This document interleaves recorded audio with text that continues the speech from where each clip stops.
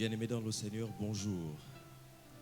Nous sommes heureux que vous puissiez nous recevoir dans vos maisons pour des moments de partage avec notre Seigneur Jésus.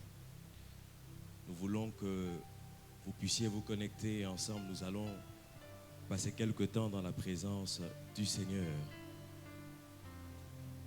Partagez et ne regardez pas cette session seule. Mais avant que de continuer, nous voulons prier ensemble, bénir le Seigneur et lui consacrer l'entièreté des temps que nous allons passer ensemble. Prions ensemble. Notre Dieu, notre Père, nous te bénissons. Merci pour cette alliance, ce programme de 10 jours d'alliance, de jeûne et de prière. Nous voulons te bénir, notre Dieu, toi qui rends toutes choses possibles par ton esprit. Merci, Père éternel, de contrôler ces instants. Nous voulons voir la main de Dieu. Nous voulons ressentir ta présence. Nous voulons entendre ta voix ce matin au nom de Jésus. Nous voulons te voir en pleine manifestation, Esprit de Dieu. Nos vies ont besoin de toi. Nos cœurs soupirent après toi. Que ton nom soit glorifié au nom de Jésus-Christ. Amen. Alors, chers frères, comme je l'ai annoncé, nous allons partager un thème et après quoi nous allons prier. Ouvrons nos Bibles et lisons dans Éphésiens 4, à partir du verset 11 à 15. La Bible déclare ceci. Et il a donné les uns comme apôtres, les autres comme prophètes, les autres comme évangélistes, les autres comme pasteurs et docteurs, pour le perfectionnement des saints en vue de l'œuvre du ministère et de l'édification du corps de Christ, jusqu'à ce que nous soyons tous parvenus à l'unité de la foi, de la connaissance du Fils de Dieu, à l'état d'homme fait, à la mesure de la stature parfaite de Christ. Que quelqu'un dise Amen. Le thème que nous allons aborder ce matin, il s'agit de l'Église qui fonctionne avec les 5 ministères. Bien-aimés, lorsque nous lisons ce passage, l'apôtre Paul décrit où, comme Christ, après son ascension, équipe l'Église primitive en donnant des ministères d'apôtres, de prophètes, d'évangélistes et pasteurs, docteurs, pour un objectif précis, c'est celui du perfectionnement des croyants, pour l'édification du corps de Christ, mais aussi pour favoriser la maturité spirituelle, afin d'éviter des égarements ou des fausses doctrines qui souvent peuvent égarer le peuple de Dieu. Que quelqu'un dise Amen. Nous voyons ici que l'Église était structurée. Lorsque, ou après l'ascension de Jésus, le Saint-Esprit est donné à l'Église. Mais Dieu fait grâce à l'Église primitive. Il équipe l'Église des 5 dons qui vont être le fondement, qui vont être le socle, qui permettra au peuple, à l'Église d'atteindre la maturité selon Christ. Que quelqu'un dise Amen. Ce qui est formidable ici, c'est qu'il souligne également la croissance de l'Église, celle qui dépend de l'engagement de chaque membre, soutenu par des ministères qui forment les croyants à servir Dieu dans son amour. Que quelqu'un dise Amen. Et dans la plupart des épîtres de Paul, il arrive à démontrer que la prédication de la croix, qui est la puissance de Dieu, ne peut être efficace qu'au travers des dons des 5 ministères. Bien-aimé, l'Église est l'Église de Dieu. Et la Bible dit que Christ viendra chercher son Église. Mais ce qui est encore exceptionnel, c'est que Jésus, quand il monte vers le trône, quand il monte au ciel, il va faire don à l'Église. Il va équiper l'Église des ministères qui sont le socle, qui sont le fondement de l'apogée de ce que Christ veut, de ce que le Seigneur veut. Aide-moi à donner un bon amen Lisons le verset 14. Afin que nous ne soyons plus des enfants flottants et emportés en tous vents et doctrines. Bien-aimés, arrêtons-nous là un instant. Afin que nous ne soyons plus des enfants flottants. Bien-aimés, nous sommes dans une génération où souvent les chrétiens sont influencés par des fausses doctrines. Les chrétiens se comportent en toute immaturité, simplement à cause du manque de fondement. Beaucoup de choses se passent dans les églises, dans les vies, souvent loin de ce que Dieu attend de nous. Deuxième élément, emporté par tout vent de doctrine. Il ne se passe pas un seul jour où les doctrines se multiplient, où des hérésies se créent. Et cela souvent attriste Dieu. Cela attriste le Saint-Esprit. Par la tromperie des hommes, il y a trop de choses. Avec la venue des réseaux sociaux, les gens, les chrétiens ne veulent plus lire la Bible.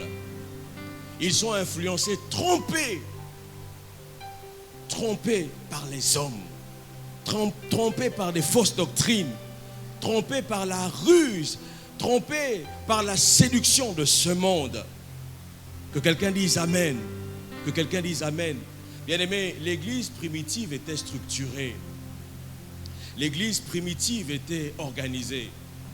Et lorsque nous lisons Acte 2, à partir du verset 42, nous allons nous rendre compte que l'église primitive était unie. Ils étaient attachés à la grâce de Dieu. Ils étaient attachés aux enseignements de Dieu. Que quelqu'un dise Amen. Quelle est l'importance des ministères, des 5 ministères dans la croissance, dans l'évolution de l'église, du croyant que nous sommes, du croyant que tu es? Quelle est l'importance? Pourquoi les 5 ministères? Bien-aimés, les 5 ministères ne sont pas des ministères indépendants. Ils font tous partir du corps des anciens de l'église locale et ils travaillent tous ensemble dans l'unité afin que les saints puissent bénéficier des différentes onctions et être équipés pour l'œuvre des ministères. Bien-aimés, nous sommes appelés à exercer les 5 ministères. Que quelqu'un dise Amen. Une église qui bénéficie des 5 ministères est une église équilibrée, est une église nourrie, est une église renforcée, est une église prête pour accomplir le royaume de Dieu sur la terre. Donne-moi un bon Amen. Donne-moi un bon Amen de là où tu es. Lorsqu'on fait la synthèse des ministères, vous savez, c'est un enseignement qui nécessite, si vous voulez, beaucoup de temps d'explication. Mais nous n'avons pas beaucoup de temps et nous allons synthétiser. Nous avons lu tout à l'heure que parmi les 5 ministères, et nous allons tenter de les synthétiser, nous avons le ministère d'apôtre. L'apôtre est celui qui pose les fondations, les fondements. C'est celui qui admet l'ordre. Il pose les fondements doctrinaux. Il établit l'ordre dans l'église et supervise le déploiement de la mission. Lorsque nous lisons les épîtres de Paul, et nous avons vu, après que Étienne ne soit mort à Jérusalem, lorsque l'église va se déporter, lorsque les apôtres vont évangéliser Antioche, la Bible dit que la première fois qu'on a appelé église, c'était à Antioche. Et il y a eu un bouleversement. Les 5 ministères se sont déployés à Antioche. L'apôtre Paul était devenu un véritable missionnaire. Il allait de ville, mais le QG était à Antioche. L'apôtre. Ensuite, nous avons le prophète. Lorsqu'une église est équipée d'un apôtre et du prophète, le prophète est celui-là qui entraîne la révélation de Dieu. C'est celui-là qui donne la direction. C'est celui qui reçoit et transmet la parole de Dieu avec efficacité. C'est celui qui révèle la volonté de Dieu, qui fortifie et qui corrige l'église. Bien-aimé, une église qui n'aime pas la correction est loin de la grâce de Dieu. Une église qui n'entend pas la voix de Dieu est loin du plan de Dieu. Donne-moi un bon amen de là où tu es. Ensuite, il y a l'évangéliste. L'évangéliste, c'est celui qui proclame la bonne nouvelle. C'est celui qui annonce l'évangile. C'est celui-là qui gagne les âmes. Après cette synthèse, je voudrais que tu réalises que Dieu ne t'a pas sauvé pour rester assis. Dieu ne t'a pas sauvé pour rester assise. Dieu t'a sauvé pour que tu exerces les dons ministériels. C'est ça l'objectif, c'est ça la croissance. C'est ça le niveau de conversion au niveau de maturité. Donne-moi un bon amen. L'évangéliste, c'est celui qui apporte une dynamique dans la croissance de l'église. Ensuite, nous avons le pasteur. Le pasteur est celui qui accompagne. La Bible le décrit comme étant le berger. C'est celui qui guide, qui protège et prend soin du troupeau de Dieu. C'est celui qui assure la croissance et la stabilité spirituelle. Enfin, nous avons le docteur, c'est l'enseignant. C'est celui qui enseigne, qui pose les fondements, qui enseigne la parole de Dieu pour enraciner chaque croyant afin d'éviter les confusions et les erreurs de doctrine. Donne-moi un bon amen. Donne-moi un bon amen. Bien-aimés, tous ces ministères travaillent dans l'unité, travaillent dans la convergence pour éviter l'immaturité spirituelle de l'Église, des chrétiens, pour structurer l'Église et l'emmener vers la stature parfaite de Christ. Bien-aimés, l'Église a besoin des dons. L'Église a besoin de voir Dieu en mouvement. L'Église a besoin du réveil. Et enfin, pour terminer, avant de prier, nous allons voir quelles étaient les caractéristiques de l'Église primitive. Bien-aimés, repartons au premier amour. Pourquoi tant de divisions dans l'Église? Pourquoi tant de frustration dans l'Église?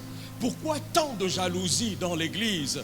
Pourquoi tant de haine envers son frère dans l'Église? C'est simplement parce qu'il manque une saveur. C'est parce qu'il manque quelque chose.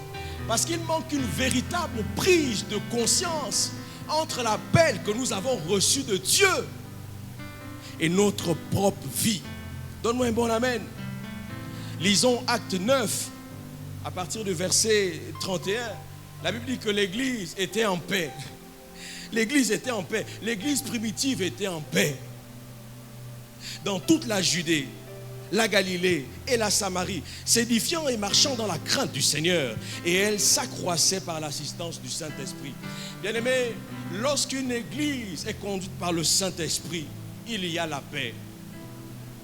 Lorsqu'une église est dirigée par le Saint-Esprit, il y a l'amour. Lorsque l'église est conduite par les dons, les 5 dons, il y a l'harmonie, il y a l'amour.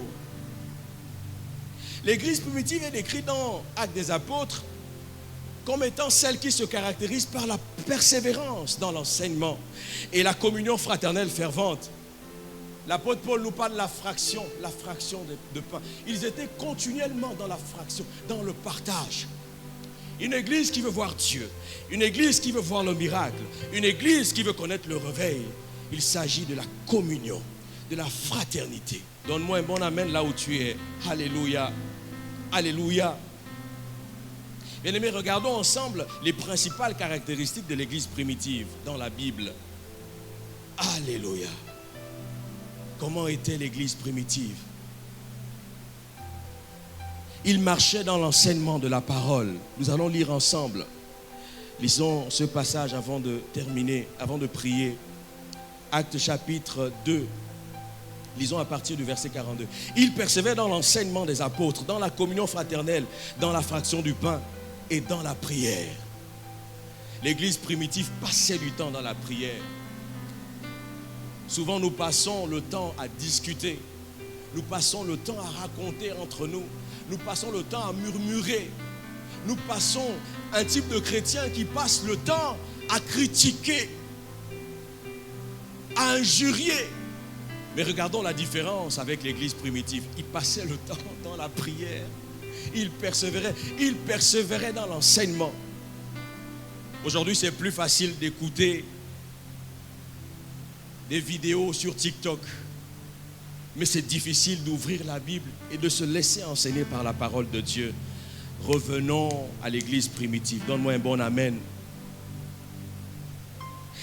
Verset 43. La crainte s'emparait de chacun.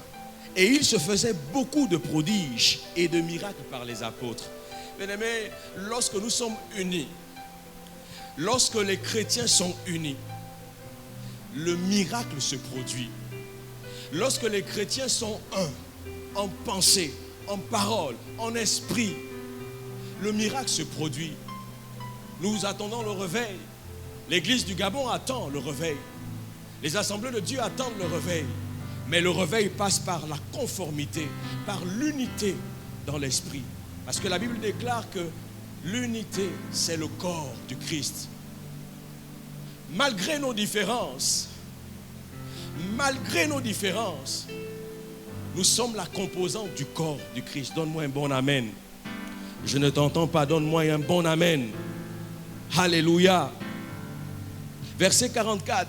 Tous ceux qui croyaient étaient dans le même lieu et ils avaient tout en commun. J'ai envie de poser une question. Est-ce que nous avons tout en commun? Aujourd'hui, chacun fait comme il veut. Chacun s'isole. Vous savez, je dis souvent que j'ai peur des chrétiens qui sont seuls. Quand un chrétien est seul, il est en danger. Lorsqu'un chrétien est seul, quand un chrétien se met en autarcie, quand un chrétien s'isole, il est en danger. Mais quand nous lisons les Écritures, nous observons l'attitude de l'église primitive. La Bible dit qu'ils étaient un, ils étaient ensemble. Ils vendaient leurs propriétés et leurs biens et ils en partageaient le produit entre tous selon les besoins de chacun. Formidable. Nous sommes devenus égoïstes. Chacun pense pour sa maison. Chacun pense pour son ventre. Mais ce n'était pas le cas dans l'église primitive. La Bible dit qu'ils mettaient tout en commun. Ils partageaient tous ensemble. Voilà l'église que Dieu attend. Au-delà des apparences, au-delà des intrigues, au-delà de la souffrance, voici l'église que Dieu attend. Voici l'église que Jésus viendra chercher. Voici l'église que l'époux viendra chercher. Donne-moi un bon amen. Ils étaient chaque jour tous ensemble. Ils étaient chaque jour tous ensemble. Il n'y avait pas un jour où les apôtres, où les chrétiens de l'église primitive étaient. Il n'y avait pas un seul jour. Ils étaient tous ensemble chaque jour. La dernière fois que vous étiez ensemble, c'est quand? La dernière fois que tu as partagé des enseignements avec les frères, c'était quand? Mais l'apôtre Paul dit qu'ils étaient ensemble chaque jour. Donne-moi un bon amen. Ils étaient assidus au temple. Ils rompaient le pain dans les maisons et prenaient leur nourriture avec joie et simplicité de cœur. J'aime le dernier verset. Louant Dieu et trouvant grâce auprès de tout le peuple. Et le Seigneur ajoutait chaque jour à l'église ceux qui étaient sauvés. Bien-aimés, nous voulons la croissance. Nous avons le programme de MM33 où nous sommes en train de nous mobiliser pour que la croissance numérique devienne manifeste dans l'église. C'est très simple. C'est la communion. L'église primitive était un avec le Saint-Esprit. Voilà pourquoi nous avons besoin des 5 ministères. Nous avons besoin du pasteur. Nous avons besoin du docteur. Nous avons besoin de tous ces ministères pour nourrir les chrétiens, pour équilibrer l'alimentation spirituelle de chaque chrétien. Donne-moi un bon amen. Donne-moi un bon amen. Acte 4, verset 32. La multitude de ceux qui avaient cru n'était qu'un cœur et qu'une âme. Mais nous devons être une seule personne. Nous devons être une seule personne. Souvent, nous passons beaucoup de temps à demander à Dieu, que veux-tu que je fasse? Souvent, tu as l'impression que les choses sont fermées. Seigneur, que me veux-tu? Je n'entends plus ta voix. Seigneur, je ne sens plus rien. Seigneur, avant je t'entendais. Avant tu me parlais. Maintenant, qu'est-ce qui se passe? Seigneur, j'ai l'impression de devenir religieux dans l'église. Qu'est-ce qui se passe? Seigneur, je me sens seul. Non, mais le Saint-Esprit est là. Le Saint-Esprit est là. Nous avons encore l'occasion de communier avec le Saint-Esprit, de parler avec le Saint-Esprit en disant, cher Saint-Esprit, me voici, parle-moi. Nous avons encore cette grâce. Avant qu'il ne nous soit enlevé, tu as encore cette grâce. Tu as encore cette grâce de communier avec le Saint-Esprit, de parler au Saint-Esprit, d'entendre le Saint-Esprit quand tu te lèves le matin, de l'entendre te parler. Alléluia. Alléluia. Alléluia. La Bible déclare dans Osée que cette génération, que ce monde pervers attend avec un ardent désir la révélation des fils de Dieu, des fils de l'homme. L'heure est arrivée pour l'Église de correspondre avec la volonté de Dieu afin de voir le miracle de Dieu. L'heure est arrivée pour l'Église de connaître un réveil efficient. L'heure est arrivée pour l'Église de connaître un réveil efficace. Fini les railleries, fini la distraction, fini les choses de ce monde, souvent qui nous tirent vers le bas, qui nous empêchent de voir la grâce de Dieu et qui nous font tourner en rond. Qui nous font tourner en rond. Élevons la voix et prions tous ensemble. Incline ton cœur. Je voudrais que tu inclines ta vie, que tu inclines ton esprit en disant, Seigneur, me voici. Je me suis éloigné, certainement par peur, par doute, par découragement, peut-être aussi le péché. Mais Seigneur, me voici nu devant toi. Seigneur, tu connais toutes choses. Tu sondes mon cœur. Tu connais mes reins. Alléluia. Élève la voix et prie ce matin. Yende kabro she kore mama sonde irna kabo she. Seigneur, nous nous sommes éloignés. Souvent le raisonnement, souvent nos logiques humaines nous ont empêchés de comprendre ton plan. Alléluia. Souvent nous n'avons rien vu et nous nous sommes découragés. Seigneur, souvent nous avons parlé trop tôt. Nous avons parlé trop tôt. Alors prie ce matin avec moi. Incline-toi. Incline ton cœur devant toi. Incline ton cœur devant Dieu. Incline ton cœur devant Dieu. Incline ton cœur devant Dieu. Incline ton cœur devant Dieu. Alléluia. Cobra Santa Cabroche. Seigneur, me voici. Dis-le avec moi. Me voici, Seigneur. Me voici. Me voici devant toi. Me voici devant toi. La Bible déclare, approchons-nous du trône de gloire. Et Dieu fera lever sur nous le regard de sa face. Le regard de sa face. Le regard de sa face. Trop de choses nous empêchent. Trop de choses nous empêchent de connaître le plan de Dieu, de voir la grâce de Dieu. Et c'est souvent des petites choses. Souvent nous nous attendons au miracle. Mais regardons l'église primitive. Rappelons-nous de cette église qui mettait tout en commun. Cette église qui était un. Cette église qui communiait, qui connaissait la fraction du pain. Alléluia. Konde kabroche. Kobraboche. Seigneur, que ton sang lave. Que ton sang purifie. Que ton sang purifie, Seigneur. Au nom de Jésus. La Bible déclare que tous sont péchés, sont privés de la gloire de Dieu. Mais nous avons ton sang, Seigneur.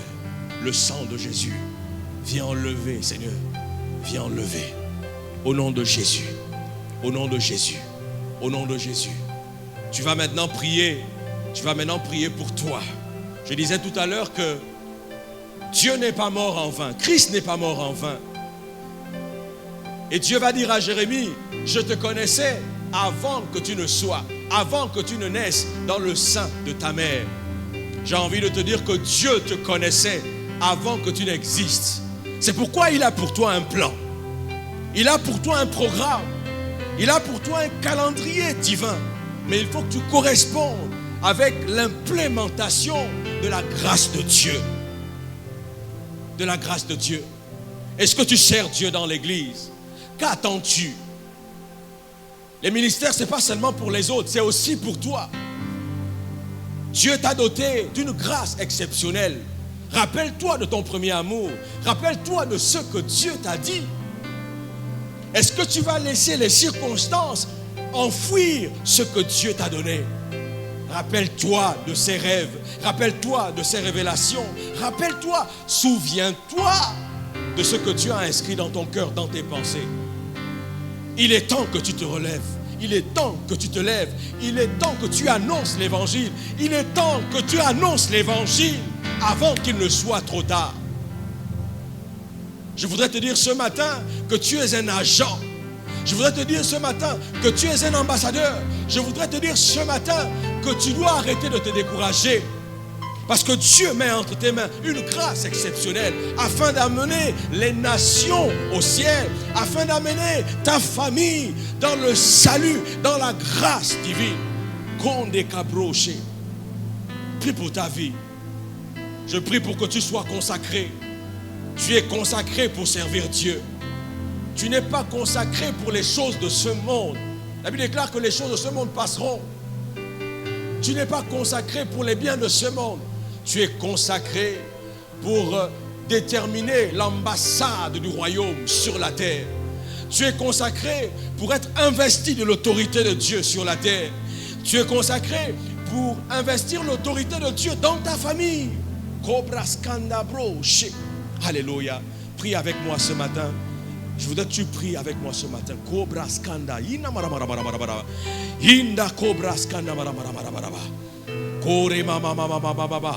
Seigneur, viens susciter les vocations. Viens susciter les vocations. Je prie, Seigneur, pour que ce matin, les dons se révèlent. Au nom de Jésus. Au nom de Jésus. Au nom de Jésus. Que des vies soient transformées. Que des vies soient transformées. Seigneur, ce matin, j'appelle à une prise de conscience individuelle. Une prise de conscience individuelle pour l'œuvre de Dieu. Nous n'avons pas beaucoup de temps. Tu n'as pas beaucoup de temps, je te le dis. Tu n'as pas beaucoup de temps. Pour quelle raison Dieu te laisse en vie? Pour quelle raison Dieu te donne son souffle chaque matin? Pour quelle raison Dieu t'accorde sa grâce? Pour quelle raison? Est-ce pour travailler? Est-ce pour s'occuper des enfants? Est-ce pour construire ou investir? Mais non. La raison pour laquelle Dieu te laisse en vie, c'est pour accomplir son plan sur la terre des hommes.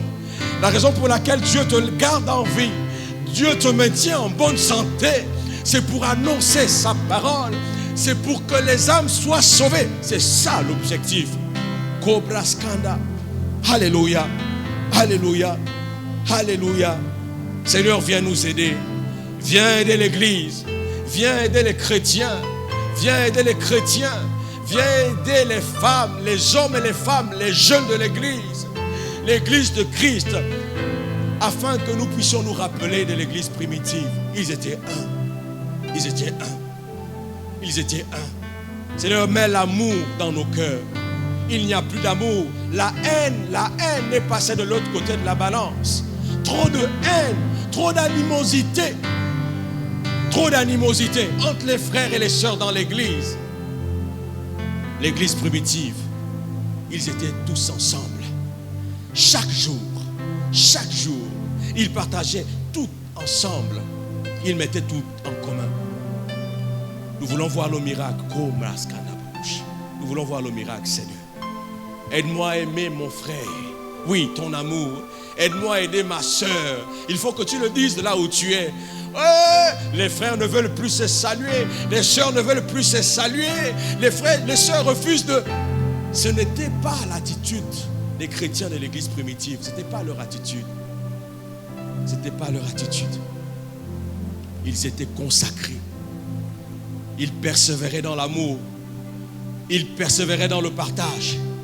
Ils persévéraient encore et encore et encore. Aujourd'hui, nous ne sommes plus devenus indulgents. L'église moderne n'est plus indulgente.